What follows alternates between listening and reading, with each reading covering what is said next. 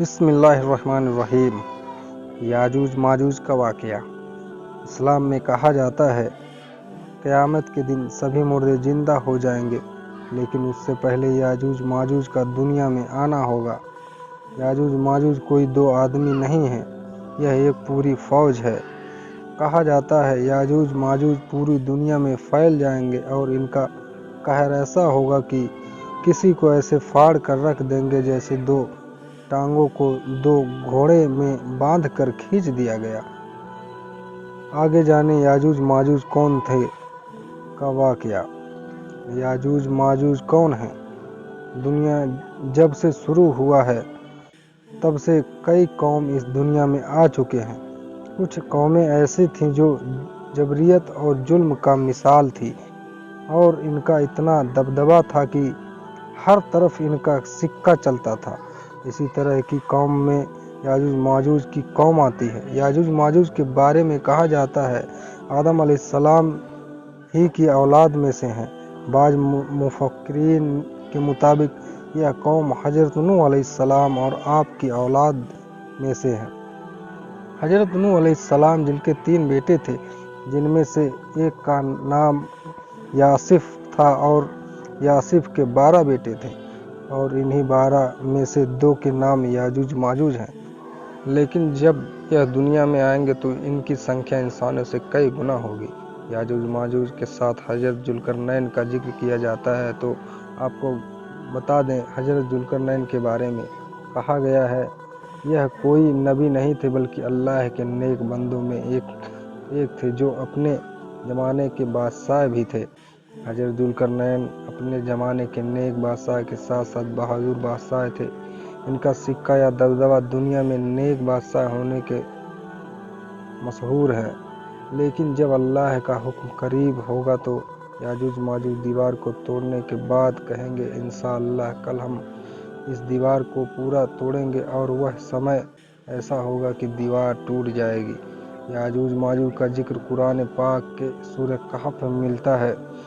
جب حضرت ذوالقرنین اپنے سفر پر تھے تو وہ ایک ایسی جگہ پہنچے جو 2 پہاڑوں سے گھرا ہوا تھا، اور اس جگہ پر ایک ایسی قوم سے ملاقات ہوئی جن کی زبان الگ تھی۔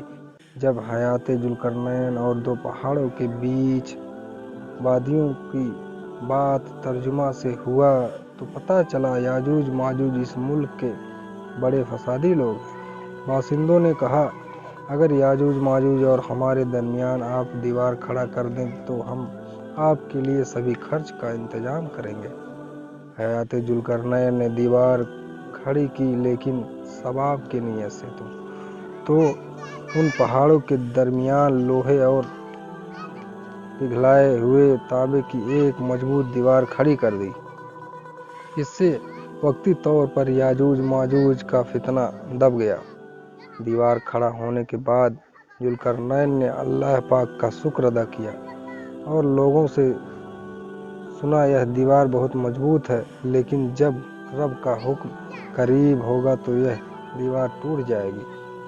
جب یہ قوم آزاد ہو جائے گی تو چاروں طرف کیول تباہی ہی تباہی ہوگی، اور ان کا پہلا گروہ بحر طبریہ تک جائے گا، جہاں پر پہنچ کر ایک جھیل انہیں دیکھنے کو ملے گا جس کا پانی یاجوج ماجوج کی قوم ختم کر دے گا۔ آخری گروہ بھی ان کا اس جگہ جب آئے گا تو آپس میں باتیں کریں گے کہ یہاں کبھی پانی ہوا کرتا تھا، اور ایک ٹائم ایسا ہوگا کہ پوری دھرتی پر ان کا قبضہ ہوگا۔ یہ آسمان کی طرف تیر چلائیں گے، اور جب ان کے تیر واپس لوٹیں گے تو وہ خون سے رنگے ہوں گے۔ یاجوج ماجوج کا خاتمہ حضرت عیسیٰ علیہ السلام کے آنے کے بعد ہوگا۔ حضرت عیسیٰ علیہ السلام دعا کریں گے اور اللہ پاک دعا قبول فرمائے گا، جس میں یاجوج ماجوج کے گردنوں میں کیڑا پڑے گا اور وہ مرنا شروع ہو جائیں گے۔ پھر بارش اور سیلاب اور ایک پرندہ کا ذکر ہے جو ان گندگی یاجوج ماجوج کا صاف کر دیں گے اور دنیا ہری بھری اور خوشحال ہو جائے گی۔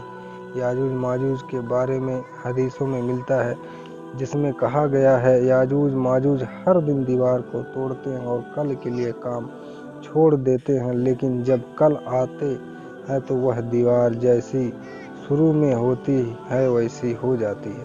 دوستو ویڈیو کیسا لگا آپ کو؟ لائک سبسکرائب ضرور کریں۔ السلام علیکم۔